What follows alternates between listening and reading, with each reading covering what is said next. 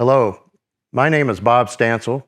I am the director of the Bible Lands Museum in Sandy, Oregon, and I want to share with you some artifacts that relate to biblical history. That is one of my loves and one of my passions, to look at what archaeologists have unearthed that can increase our understanding of the Bible. In this presentation, I'd like to talk about the ancient Egyptians. And we have a few things here that we'd like to discuss and bring to your attention. First of all, here upon the table, we have what is called the Apis bull. The ancient Egyptians had many gods, and their gods sometimes had the heads of jackals or various other animals. However, they saw these as humans with animal features. But the only animal they worshipped as an animal was the ox or the bull, and it was for strength. They worshiped the Apis bull. We see that it has been buried with pharaohs, the pharaoh standing in front of the Apis bull. It has a crown upon its head.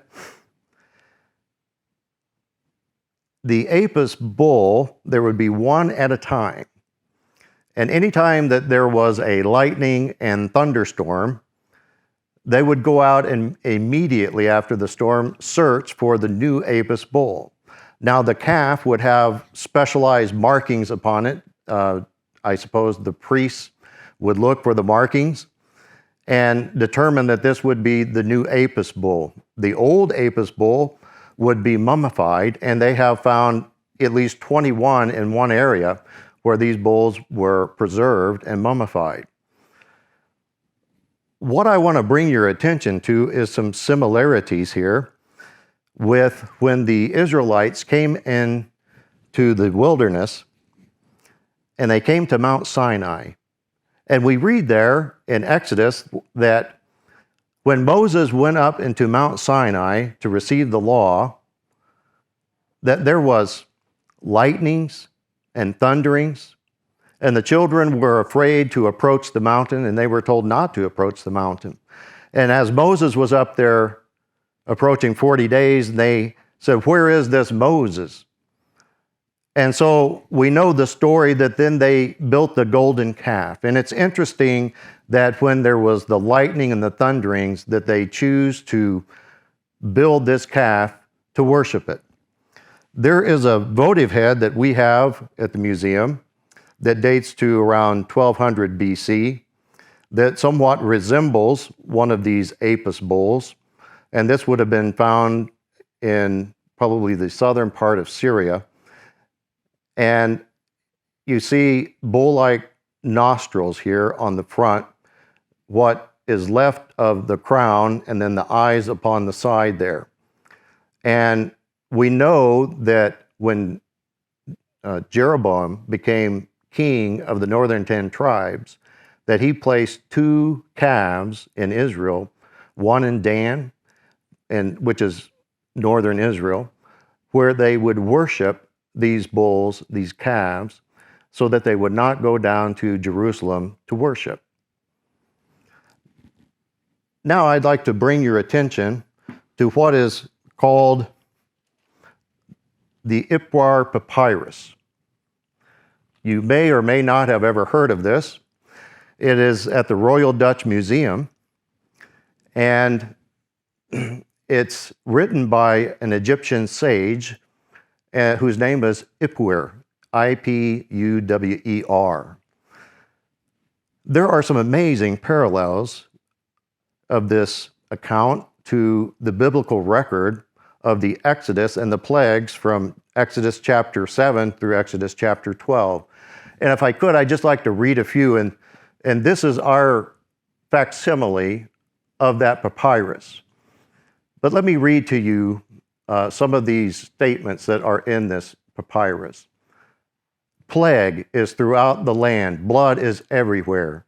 The river is blood. Men shrink from tasting human beings and thirst after water. That is our water. That is our happiness. What shall we do in the respect thereof? All is ruined. And other places, forsooth, grain has perished on every side. All animals, their hearts weep, cattle moan. Behold, the cattle are left to stray, and there is none to gather them.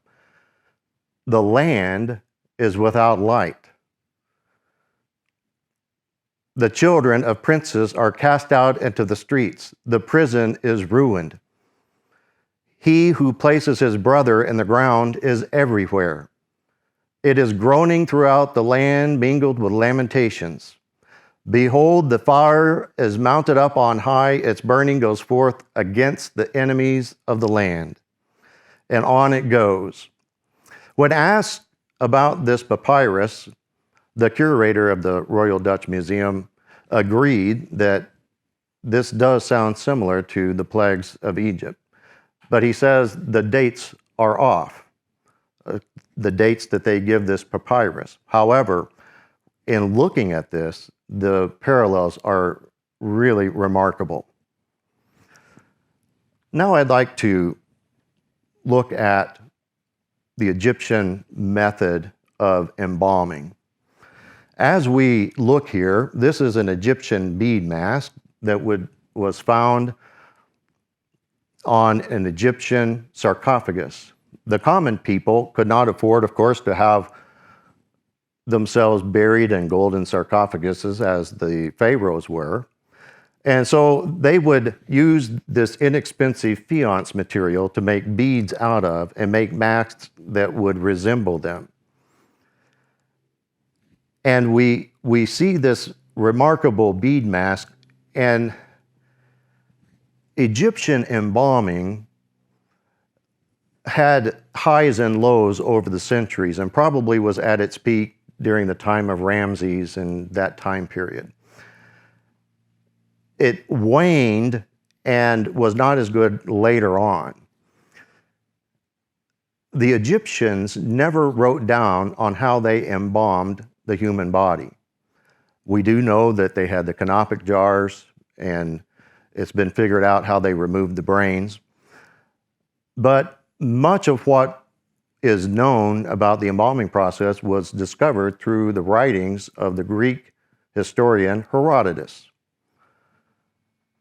And from that, Dr. Bob Breyer, a professor of Egyptology, in 1994 was allowed with his colleague to mummify a human body. In their research, what they discovered in the mummification process, that it took 40 days for the first initial phase, and then another 30 days for the second phase. Why is this remarkable? Because we look when Jacob, Israel, dies, that Joseph has him embalmed in the way of the Egyptians. And there is a 40-day period mentioned there in the scripture. And then there is another 30 days that they take Jacob's body to the land of the promised land, and they bury him there.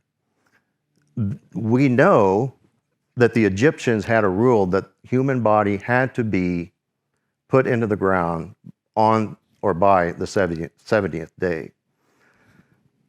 This is remarkable because it shows the person writing the account in Exodus had to have firsthand knowledge of how the Egyptians embalmed.